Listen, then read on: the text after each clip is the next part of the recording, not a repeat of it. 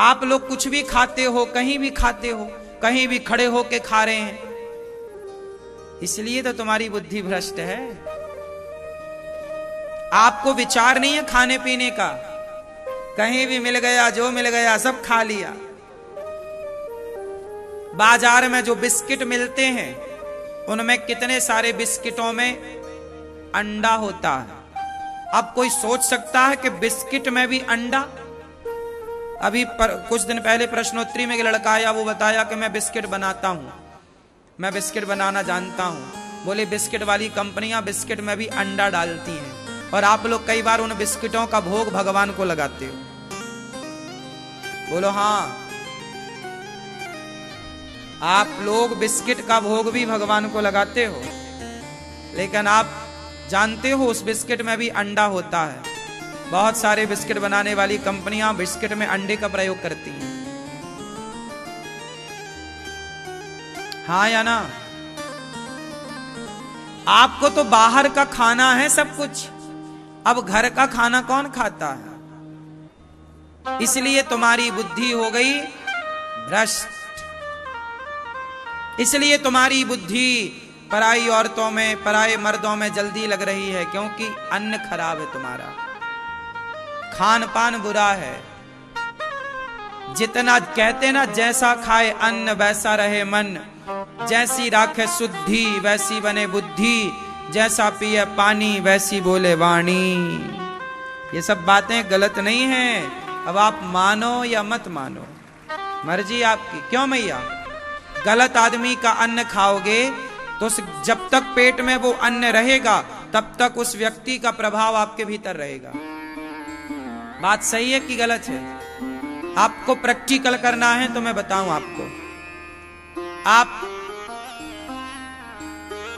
आप गौरी गोपाल जी की रसोई चलती है, आप गौरी गोपाल भगवान का प्रसाद पाना, और आप देखना कि ये प्रसाद पाने के बाद अपने आप आपका हृदय पॉजिटिविटी से, सकारात्मकता से भर जाएगा, क्योंकि ये प्रसाद है।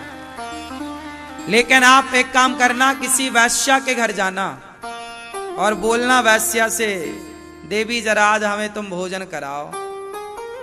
आप वैश्या के घर भोजन करिए तो वैश्या का अन्न आप खाएंगे तो जब तक उसका अन्न आपके पेट में रहेगा एक कण भी, तब तक आपके भीतर वैश्या जैसे आचरण आ जाएंगे,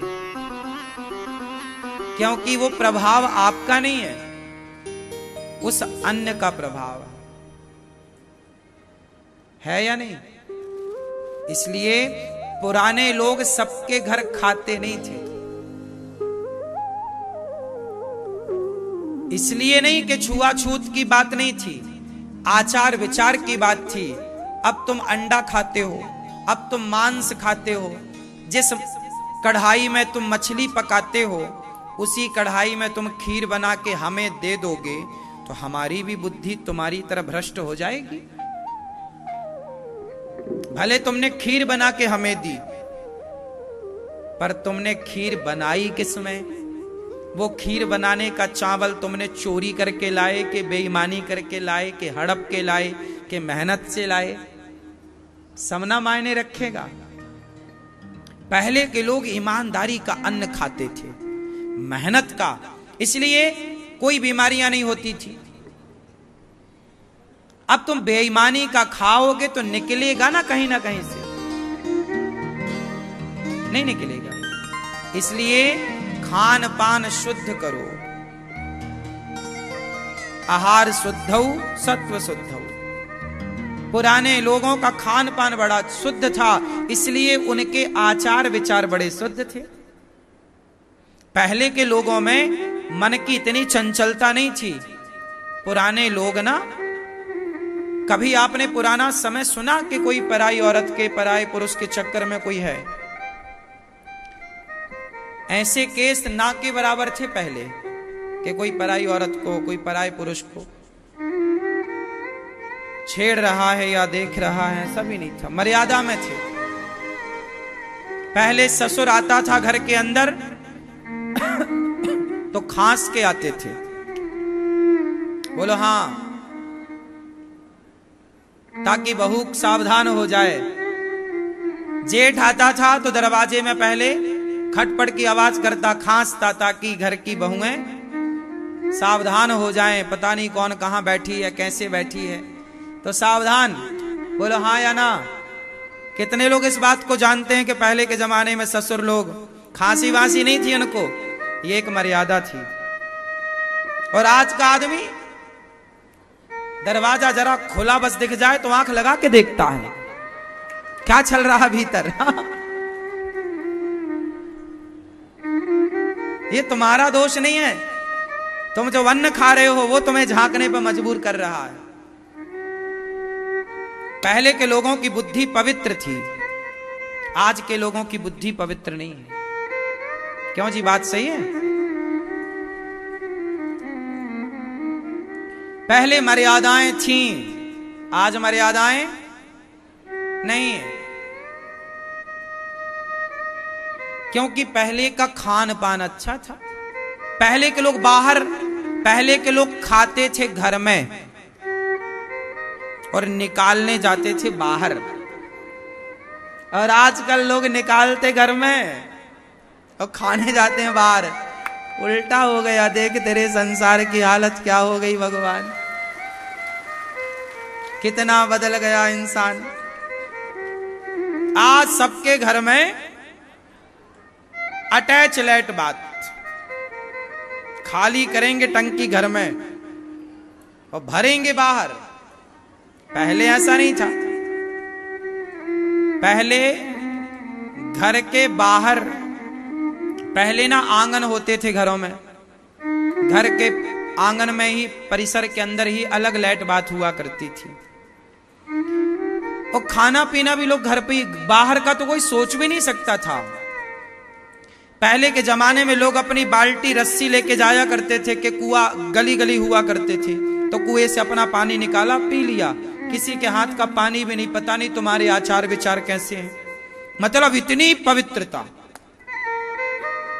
अब आज के जमाने में इतनी पवित्रता है तो संभव नहीं है, पर जितना हो सकता है उतना तो आप करो। कोशिश तो ये करो कि आप घर में अपनी माँ के हाथ का खाएं, पत्नी के हाथ का खाएं, बहन के हाथ का खाएं, अपनों के हाथ का घर पे भोग लगा के खाएं। वो खाएं जो खाने योग्य है। कम मिर्ची मसाले का खाएं, कम तला भुंजा खाएं, तो आप स्वस्थ भी रहेंगे। आज बीमारी का सबसे बड़ा कारण है कि आप घर पे खाते नहीं, बाहर का। और बाहर की जो ग्रेवी होती है, बाहर की सब्जियां होती हैं, वो सब्जियां कहां हैं साहब, वो तो जहर है, नहीं है। अब आप होटलों में खाते हो और होटलों में उसी कढ़ाई में वो मछली भी बना के दे देते हैं, मुर्गा भी बना के दे देते हैं, उसी में तुम्हारे लिए दाल फ्राई करके दे देते हैं। नहीं, फिर तो रही कहां शुद्धि? जिस थाली में तुम्हें खाने को देते हैं, उस थाली पे ना जाने कैसे कैसे नालायक लोग खा के गए होंगे, कितने बड़े चरित्रहीन खाए होंगे, कैसे कैसे लोग खाए होंगे। क्या बात करें भाई साहब। पहले के लोग बर्तन का ख्याल रखते थे। रसोई को पहले के लोग मंदिर की तरह मेंटेन करते थे। रसोई नहीं है, माताएं भोजन बनाती थीं तो भोजन बनाने के तुरंत बाद चौका करती थीं, गोबर, गाय के गोबर से पूरा लीपती थीं चूल्हे को, पूरे बर्तन साफ, पवित्र हो गई रसोई, फिर अगली रसोई जलेगी। जितनी पवित्रता, जैसी शुद्धि, बुद्धि का निर्माण शुद्धि से होता है। आजकल बुद्धि बिगड़ गई, मतलब शुद्धि बिगड़ गई। अब आपको मैंने बताया, कोशिश करो कि बच्चों को आप घर पे ही पेट भर के खिलाओ, जो खाना है घर पे ही खिलाओ, बाजार के भरोसे क्यों। हर चीज आज बाजार में गलत है। हर चीज में आप ये मानो कि अंडा तो है ही, आप ये मान के चलो। आपको पता नहीं है, आप बताओ कौन सोच सकता था। मुझे भी अभी 4 दिन पहले ही पता चला कि बिस्किट में भी अंडा होता है। उसने बताया जब कि भाई मैं बनाता हूं खुद बिस्किट, तो मैं खुद अंडा मिलाता था उसमें। मेरा जो मालिक था बिस्किट वाला वो अंडा मिलवाता था और लोगों को पता नहीं। आप तो सोच भी नहीं सकते ना कि बिस्किट में अंडा है, और आप तो भोग तक लगा लेते हैं। इसलिए बाहर का कुछ भी नहीं।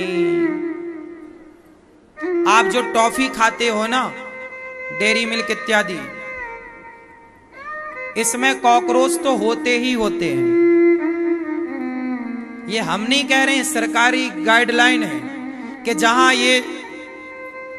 ये बनती है ना फैक्ट्रियां, उसकी खुशबू से सारे कीड़े मकोड़े खिंचते हैं, रोक ही नहीं सकते।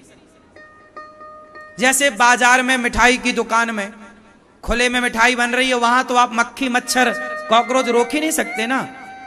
कढ़ाई में दो चार आके गिर ही जाएंगे, नहीं गिर जाएंगे? बोलो हाँ कि ना? उसी तरह ये सब चीजें आप रोक नहीं सकते। सरकार खुद कहती है टॉफी चॉकलेट बनाने वाले कंपनियों को कि आप 80% बचाओ पर 20% की छूट है, मतलब 20% कॉकरोच आप डाल सकते हैं। ये हम नहीं कह रहे हैं। जितना भी आप खाते हो सब चीजें चके मस्त होके आप टॉफी और फला फला, सब में मात्राएं होती हैं, तो जितना बच सको। इसलिए हमारी दादी अम्मा माँ पहले के जमाने में समय समय पर लड्डू बनाती थी, गुजिया बनाती थी कि बच्चों को मीठा खाने के लिए बाहर ना जाना पड़े, घर पे ही माँ पकवान बना के रखती थी। हमारी माँ बेसन की मिठाई बना के रखती थी। बेसन की मिठाई समझते हो ना? मस्त, मुझे बड़ी पसंद है बेसन की मिठाई, पर बाजार की नहीं खाता मैं।